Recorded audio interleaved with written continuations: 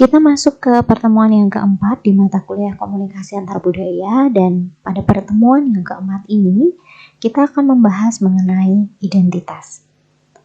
Ini tentu menjadi satu hal yang pokok, baik kita sebagai bagian dari budaya maupun kita sebagai individu.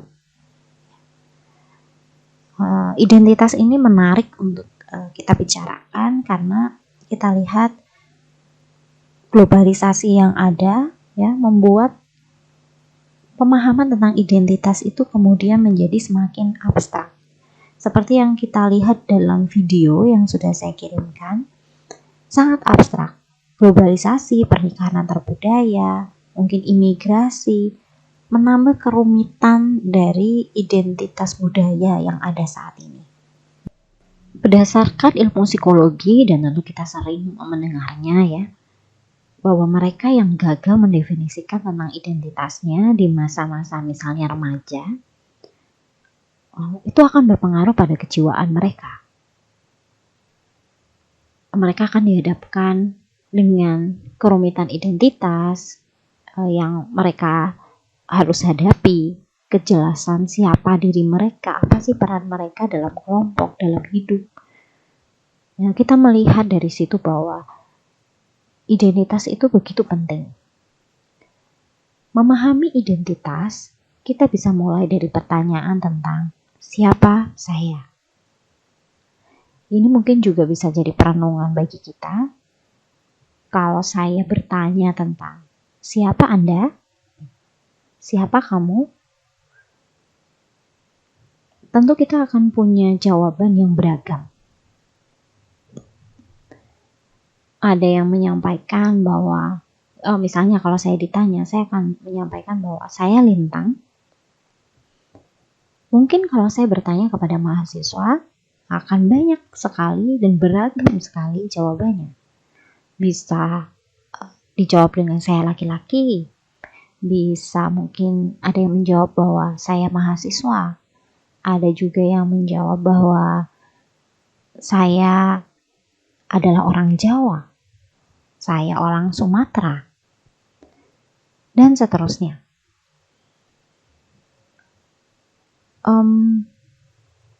Kita melihat di situ ya, bahwa mendefinisikan tentang identitas itu sendiri ternyata tidak mudah. Identitas itu kompleks ya. Itu refleksi dari apa yang diajukan, dari pertanyaan yang diajukan tentang siapa kita.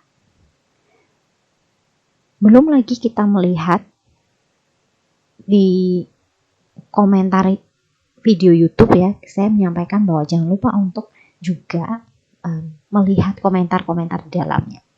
Komentar-komentar itu menarik dan itu memang terjadi gitu. Saya pernah mengalaminya sendiri dan itu terjadi. Nah, dari situ kita juga melihat bahwa makin kompleks aja nih pemahaman tentang identitas. Di mana persepsi mengenai identitas dari masing-masing orang untuk menilai diri kita maupun ketika kita menilai orang lain itu berbeda-beda. Dan kadang-kadang itulah yang akhirnya menyebabkan konflik itu terjadi. Kesadaran dan pemahaman kita akan identitas itu sangat menentukan dalam proses komunikasi. Identitas memengaruhi dan mengarahkan harapan kita tentang peranan sosial kita dengan orang lain, serta memberikan petunjuk, memberikan pedoman dalam interaksi komunikasi dengan orang lain. Saya contohkan seperti ini, kalau kita masuk ke dalam perkuliahan ya, dalam kelas tertentu, misalnya kelas komunikasi antar budaya, identitas kita itu menentukan peranan kita di dalam proses belajar mengajar tersebut. Saya sebagai dosen, peranan saya adalah dosen, saya memberikan materi dan seterusnya. Sebaliknya, Anda adalah mahasiswa, identitas Anda itu mahasiswa. Berarti peran saya di sini sebagai mahasiswa. Peran saya di sini adalah orang yang sedang berupaya mendapatkan pemahaman atau informasi atau materi yang ada. Nah, itu dalam kehidupan sosial kan seperti itu. Di rumah misalnya, dengan tahu identitas kita dan kita sadar akan identitas kita, kita tahu peranan kita masing-masing. Oke, di sini saya anak. Ada orang tua yang punya otoritas di atas saya misalnya. Nah, ini tentang peranan. Dan juga tentang harapan ya. Dari sebuah peran itu kan ada harapan-harapan yang terikat ya bersama dengan peran itu. Katakanlah peranan saya di rumah adalah sebagai anak. Maka peran itu bersamaan dengan harapan-harapan yang orang lain tempelkan sebagai anak, ya kan? Misalnya, kok kamu anak berarti kamu harus nurut sama orang tua. Kamu anak, kamu harus menghormati orang tua, misalnya. Nah, di situ juga ketika masuk ke konsep komunikasi antar budaya yang satu dengan budaya yang lainnya mungkin saja berbeda. Misalnya kita masuk ke contoh yang perkuliahan tadi ya, dosen dan mahasiswa. Peranannya adalah dosen dan mahasiswa. Tentu harapan teman-teman tentang dosen itu kan ada. Oh, dosen itu diharapkan bisa memberikan materi, bisa memfasilitasi dalam diskusi dan seterusnya. Bisa memberikan pemahaman, gitu, melayani mahasiswa dalam hal perkuliahan. Dan saya sebagai dosen juga punya harapan kepada teman-teman. Misalnya harapan saya adalah mahasiswa itu harus proaktif, mahasiswa itu harus punya inisiatif gitu. Mahasiswa itu harus berani untuk menyampaikan pendapat misalnya. Itu harapan saya. Nah, namun budaya satu dengan yang lainnya itu bisa beda. Saya pernah baca riset tentang kegiatan belajar mengajar di Amerika. Kalau tidak salah risetnya dilakukan di Amerika dan di Jepang. Mau lihat perbedaan di dalamnya. Sama-sama ya berarti peranannya yang ada adalah dosen dan mahasiswa. Tapi ternyata harapannya beda-beda. Mahasiswa di Amerika, mereka ketika perkuliahan itu sering bertanya, ketika dosen menyampaikan pendapat atau menyampaikan materi, mahasiswa itu sering sekali bertanya. Dan dosen juga mengharapkan mahasiswa itu sering bertanya dan bisa menjawab pertanyaan ketika ada atau dosen melontarkan pertanyaan-pertanyaan ketika proses belajar mengajar. Mahasiswa harus siap menjawab gitu. Tapi apa yang terjadi di Jepang ternyata berbeda.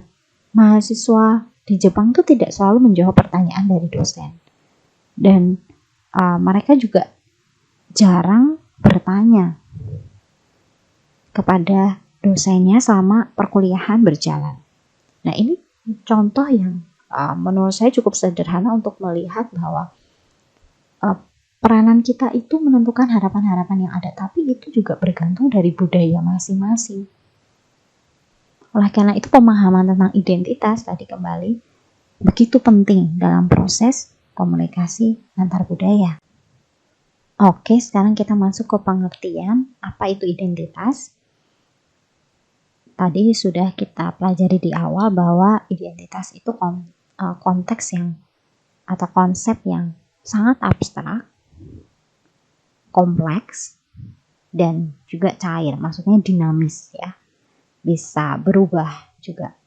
Nah, identitas adalah definisi diri seseorang sebagai individu yang berbeda dan terpisah, termasuk perilaku, kepercayaan, dan juga sikap. Identitas manusia merupakan pandangan yang menghubungkan kita dengan seluruh manusia dan pada saat yang sama juga memisahkan kita dari bentuk kehidupan yang lain. Identitas kita itu adalah sesuatu yang membedakan kita dengan orang lain. Kemudian Identitas juga bisa diartikan sebagai konsep diri yang merefleksikan bahwa kita berasal dari keluarga tertentu, gender tertentu, budaya tertentu, etnis tertentu, dan proses sosialisasi individu.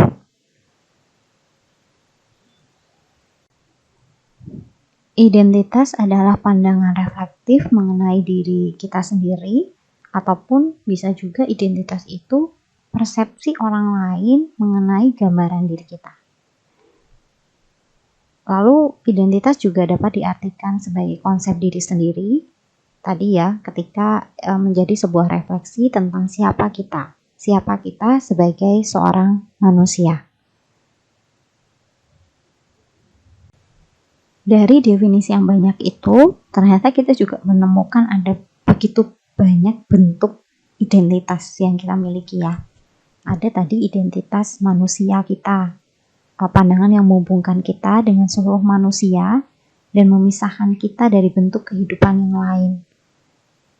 Kita manusia, tentu saja kalau mau kita bandingkan dengan yang bukan manusia kan banyak. Nah, lalu identitas sosial. Ternyata kita itu merupakan perwakilan dari kelompok di mana kita bergabung. Seperti tadi, definisi yang menyampaikan bahwa bagian dari gender tertentu, etnis tertentu, budaya tertentu, dan seterusnya. Lalu ada identitas sosial. Identitas sosial ini berkaitan dengan bahwa kita itu produk dari perbedaan antara menjadi anggota dari kelompok sosial tertentu dan bukan anggota kelompok sosial yang lain. Jadi identitas kita itu menunjukkan perbedaan dikotomi. Kita in group atau out group gitu kan. Kita masuk ke dalam kelompok tertentu atau kita orang yang di luar kelompok. Identitas pribadi, itu dari definisi tadi juga kita menemukan tentang identitas pribadi.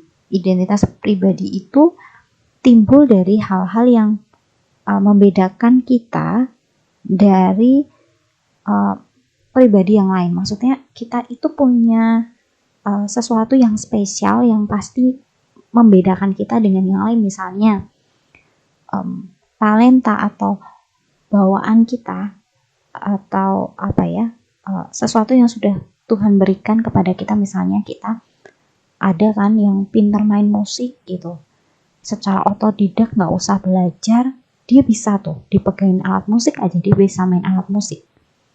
Dan ada orang-orang yang bisa sampai mendapat banyak sekali penghargaan, medali emas dalam olimpiade, jadi atlet dan seterusnya. Ada orang-orang yang memang punya prestasi-prestasi bawaan, atau ada orang-orang yang memang punya kepribadian khusus yang menyenangkan misalnya. Nah, itu identitas pribadi, sesuatu yang secara alami yang ada dalam diri kita yang mungkin sudah diberikan Tuhan, yang akhirnya membedakan kita dengan orang lain, bahwa kita itu punya spesialisasi tertentu gitu.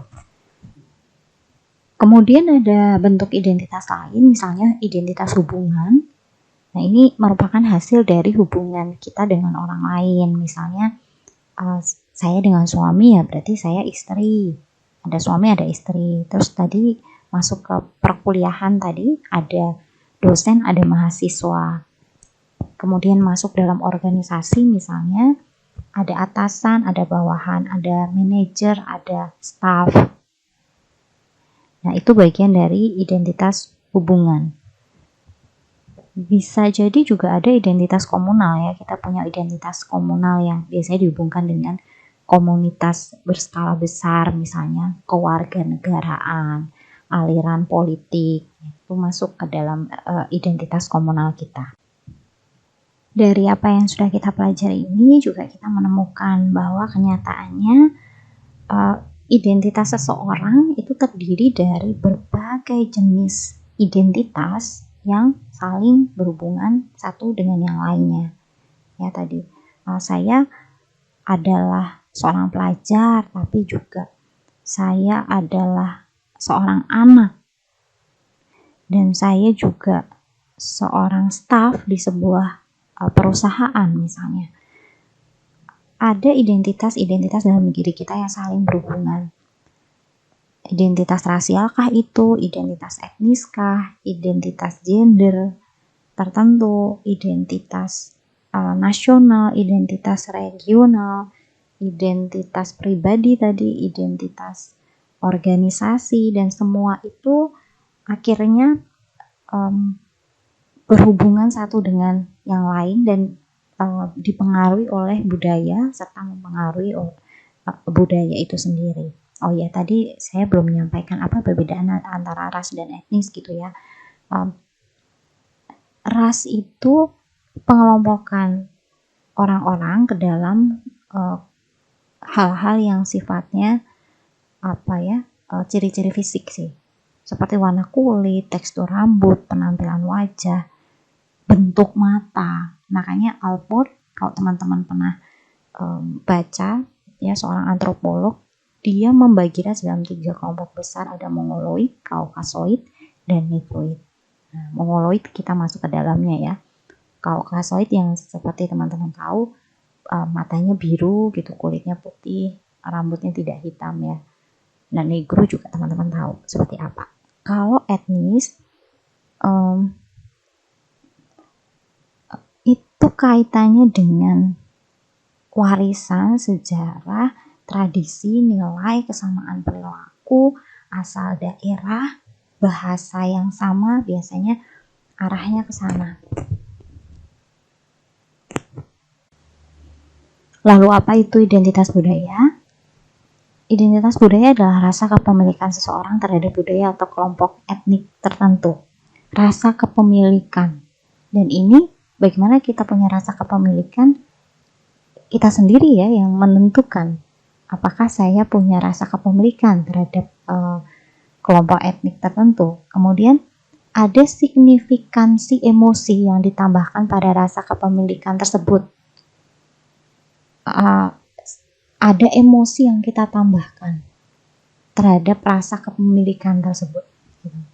Kita punya rasa memiliki dan bentuk-bentuk emosi yang berkaitan dengan rasa memiliki tersebut. Makanya misalnya ada kan kasus-kasus yang kalau budayanya dihina, misalnya orang Jogja tuh seperti ini, negatif misalnya, maka kelompoknya itu punya emosi yang luar biasa ya untuk melawan itu. Nah, itu maksudnya tambahan signifikasi emosi yang Ting Tumei sampaikan.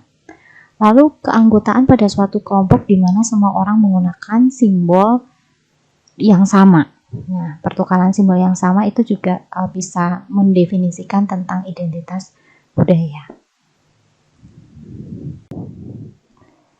Michael Heck menyebutkan bahwa identitas kita ini adalah kode yang mendefinisikan keanggotaan kita dalam komunitas yang beragam. Dan dia juga menyampaikan ada layer-layer dalam identitas. Ada personal layer, kemudian engagement layer, relasional, dan komunal. Layer pertama itu layer personal, berkaitan dengan rasa akan keberadaan diri kita dalam situasi sosial. Nah, memang Heck ini teorinya agak berbeda dari teori-teori yang disampaikan oleh ahli yang lain, karena dia memasukkan afektif atau memasukkan perasaan ke dalam bagaimana kita memahami tentang identitas. Jadi penggunaan bahasanya juga rasa akan keberadaan diri kita dalam situasi sosial. Perasaan kita itu penting untuk menentukan identitas kita.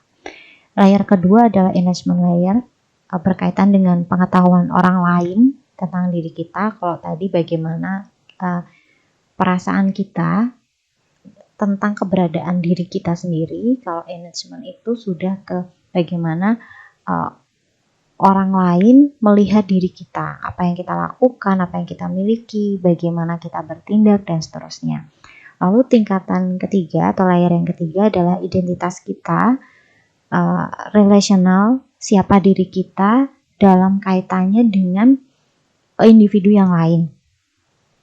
Di sini sudah mulai masuk ke dalam interaksi.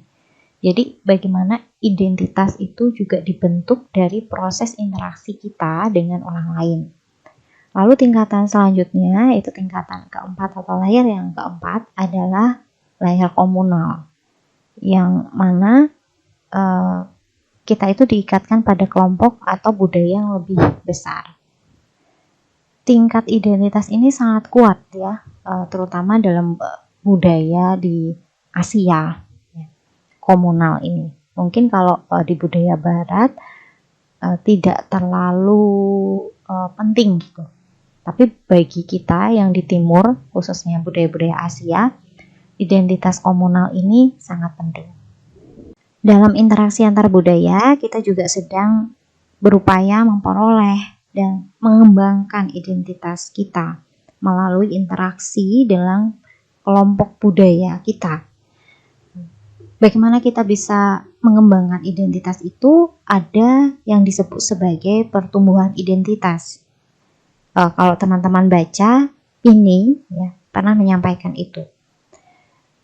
Pertumbuhan identitas itu biasanya dari tahap identitas etnis yang tidak diketahui. Ini tahap pertama.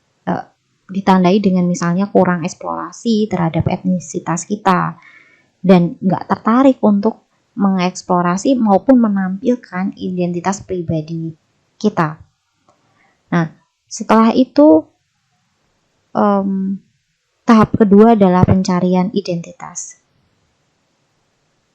Dimulai ketika seseorang mulai tertarik untuk mempelajari, memahami identitas etnis mereka, dan pergerakan dari satu tahap ke tahap selanjutnya dapat dipengaruhi oleh berbagai stimulasi ya. Misalnya ada stereotip yang muncul atau mengalami diskriminasi dan seterusnya, itu bisa membuat atau menstimuli kita untuk berupaya melakukan pencarian identitas etnis kita. Kita mulai tertarik gitu ya. Ya stimulusnya macam-macam, tapi itu salah satunya. Lalu sampai ke pencapaian etnis di tahap akhir.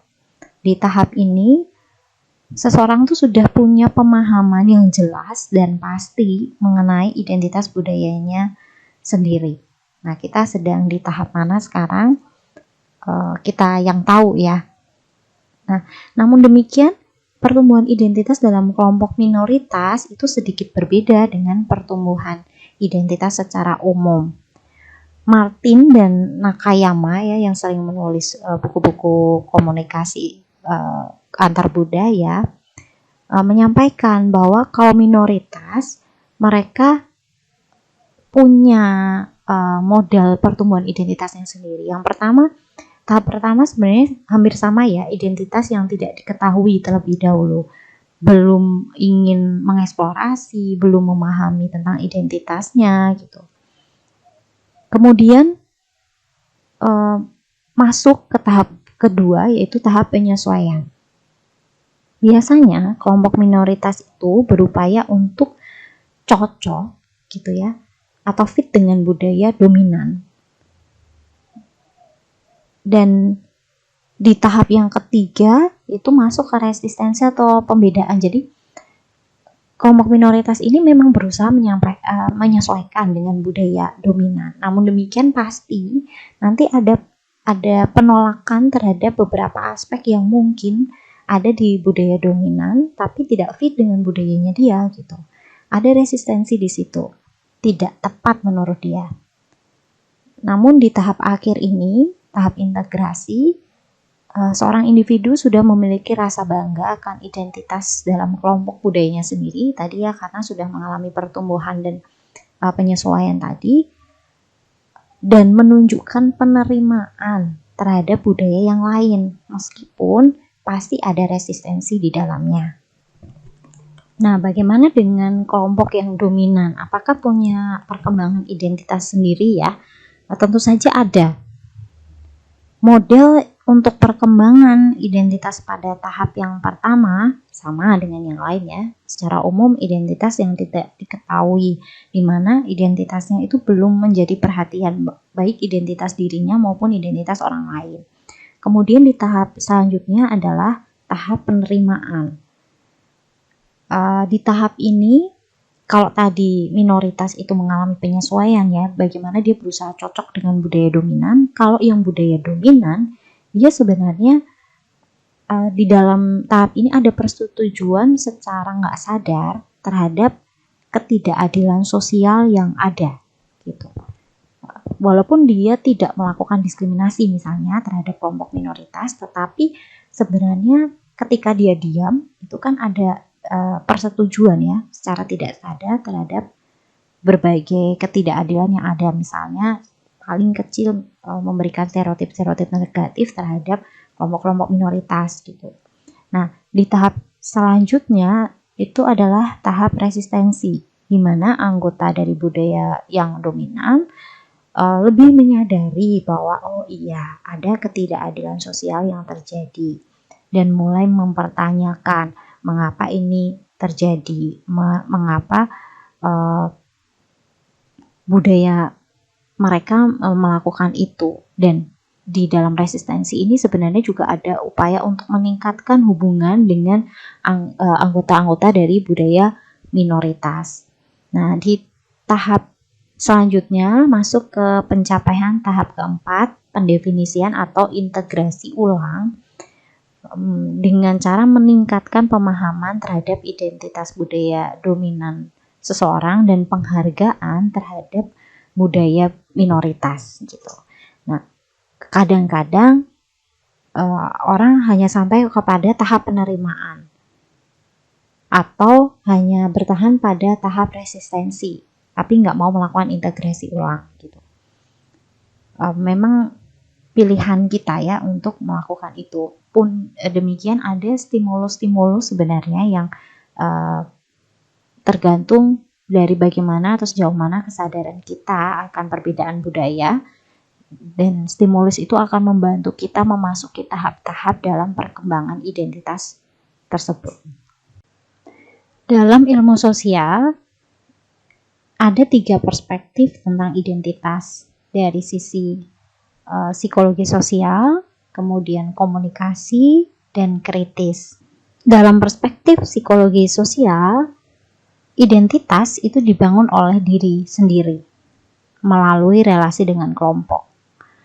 Dan perspektif ini menekankan pada bagaimana diri sendiri membangun identitasnya melalui misalnya hubungan dengan keluarga, kepercayaan, maksudnya nilai-nilai budaya di dalamnya. Dalam perspektif ini memungkinkan ketika tadi kita melihat bahwa satu orang, diri kita itu bisa punya banyak sekali identitas ya. Kalau di keluarga misalnya saya menjadi ibu, kalau di kampus mungkin saya dosen gitu. Mungkin di tempat lain saya warga dan seterusnya. Lalu dalam perspektif komunikasi, identitas dibentuk melalui komunikasi dengan orang lain. Identitas itu baru akan terbentuk setelah kita memiliki komunikasi atau melakukan komunikasi dengan orang lain maupun masyarakat secara umum. Ini kaitannya dengan bagaimana kita memahami identitas siapa kita melalui harapan-harapan orang lain terhadap kita, ya kan? Kita kan sering sekali ya dalam kehidupan kita memahami tentang diri kita dari pandangan orang lain terhadap kita, atau dari harapan-harapan orang lain terhadap kita. Kita selalu berupaya untuk memenuhi harapan-harapan orang lain, harapan masyarakat terhadap kita. Pada dimensi atau perspektif komunikasi ini menekankan pada pengakuan akan identitas. Itu bukan a vowel ya, tapi avowal, pengakuan terhadap identitas kita. Makanya ada dalam teori komunikasi itu phase negotiation theory atau negosiasi identitas. Nah, itu karena memang dalam perspektif komunikasi identitas itu dinegosiasikan juga gitu. Siapa saya, siapa Anda, kemudian kita berkomunikasi dan kita sedang menegosiasikan identitas di dalamnya. Ujungnya adalah pengakuan, penerimaan, mutual understanding. Identitas dalam perspektif kritis itu sebenarnya intinya sama dengan ketika kita membicarakan tentang paradigma kritis atau tradisi kritis dalam teori komunikasi ya, bahwa dalam masyarakat kita itu ada ketimpangan sosial, ada ketidakadilan yang dipengaruhi oleh sejarah, politik, ekonomi, dan seterusnya. Nah, justru identitas itu dan kesadaran identitas itu dibentuk dari ketimpangan sosial yang ada, sehingga ada kelompok-kelompok yang akhirnya menjadi atau memiliki identitas minoritas dan menerima banyak sekali kerugian-kerugian dari proses interaksi yang ada. Ujungnya agak berbeda dengan yang perspektif komunikasi ya. Di perspektif komunikasi ada tujuan untuk saling kesepemahaman. Saya memahami budaya orang yang saya ajak berkomunikasi, demikian juga sebaliknya ada penerimaan dan seterusnya. Sedangkan dalam perspektif kritis ini mengarah pada nanti ada dukungan terhadap kelompok-kelompok minoritas, upaya dari kelompok-kelompok minoritas untuk tampil, untuk terlihat dan seterusnya, melawan misalnya kelompok-kelompok yang dominan. Nuansanya berbeda ya. Baik, kita memahami identitas kita dan memahami identitas orang lain itu dengan cara komunikasi tadi ya. Identitas terbentuk karena ada proses interaksi antar budaya. Dan seharusnya perbedaan-perbedaan itu wajar saja ya. Justru kunci suksesnya adalah ketika kita bisa mengelola perbedaan-perbedaan yang ada menjadi sebuah pemahaman. Tetapi tentu saja kita sebagai manusia itu selalu akan mencari kenyamanan menurut kita ya. Dalam arti kalau kita mau ketemu dengan orang baru yang berbeda budaya, kita mencari cara yang mudah dengan mengandalkan apa yang sudah kita mengerti sebelumnya. Stereotip salah satunya. Kita mengandalkan stereotip itu untuk memahami identitas orang lain. Dan ini bisa menjadi sisi gelap dari sebuah identitas ya. Nah memang stereotip ini ada kok, stereotip yang positif. Maksudnya begini misalnya, orang Asia itu terkenal di dunia tuh pintar matematika misalnya. Atau pekerja keras. Itu kan stereotip yang positif ya. Tapi bagaimanapun, stereotip itu akan mempersempit persepsi kita tentang identitas seseorang yang tentunya akan mengganggu proses komunikasi antar budaya sebenarnya. Selain membatasi persepsi kita tentang identitas orang lain, identitas budaya orang lain, stereotip itu akan juga menjadi masalah dan membahayakan ketika kita gagal atau kita salah dalam menggambarkan norma kelompok, nilai-nilai kelompok. Kita malah senang mengevaluasi daripada memberikan penjelasan atau mengkonfirmasi. Kita mencampur adukkan stereotip dengan gambaran seorang individu. Jadi mungkin memang sifatnya seperti itu, karakter individu seperti itu, tapi kemudian kita kait-kaitkan dengan stereotip yang sudah kita percayai. Atau akan juga menjadi bahaya ketika kita gagal mengubah stereotip berdasarkan pengamatan dan pengalaman kita sebenarnya. Padahal kita sudah mungkin punya pengalaman banyak, kita tahu bahwa ternyata nggak sesuai stereotip yang ada, tapi kita tetap meyakini bahwa memang ada yang seperti itu, tapi sebagian besar sih tetap seperti ini. Nah, misalnya begitu ya, itu akan banyak menghambat dalam proses komunikasi antar budaya. Sebagai penutup dari pertemuan keempat, kita akan membahas mengenai aksioma-aksioma dalam teori identitas kultural. Teori ini teman-teman bisa baca secara detail di buku-buku komunikasi antar budaya yang menyampaikan bahwa individu-individu itu menegosiasikan identitasnya dalam berbagai konteks. Kalau kita masuk di komunikasi ya berbagai konteks komunikasi. Dan kompetensi komunikasi antar budaya itu juga berkaitan dengan bagaimana kita mengakui dan menerima identitas kultural yang ada. Kompetensi komunikasi antar budaya itu mencakup apa? Ya, ada bahwa kita mampu mengelola makna secara koheren sesuai dengan budaya yang ada. Kita bisa melakukan negosiasi makna bersama-sama dan seterusnya. Ada beberapa aksioma yang kemudian muncul berkaitan dengan identitas budaya. Semakin besar perbedaan nilai-nilai budaya, perbedaan identitas kultural ya, maka kontak antar budaya itu akan semakin sering karena kita pasti ingin tahu ya tentang identitas dari orang lain, orang yang kita ajak untuk berkomunikasi. Kemudian jika individu-individu itu memiliki kompetensi komunikasi antar budaya, mereka akan semakin baik dalam mengembangkan dan memelihara relasi antar budaya. Dan selanjutnya, ini tadi sudah dibahas ya tentang perbedaan identitas kultural.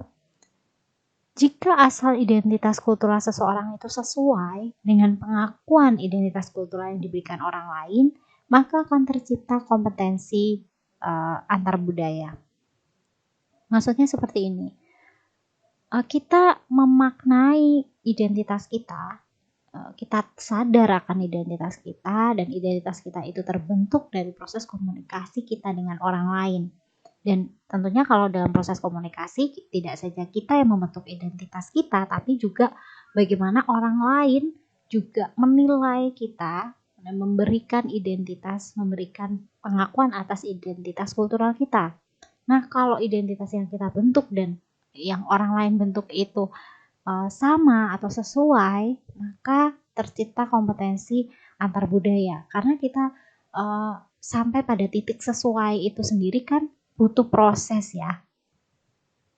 Dan dalam proses tersebut, kompetensi antar budaya itu terbentuk. Pasti kan dalam proses tersebut tadi ya ada resistensi, sampai kepada penyesuaian dan integrasi. Itu kan bagaimana kita akhirnya punya kompetensi antar budaya gitu. Seperti itu kira-kira. Baik, berkaitan dengan apa yang sudah kita bicarakan hari ini, silakan berikan tanggapan, respon, komentar, pertanyaan melalui menu komen dalam Elita. Terima kasih.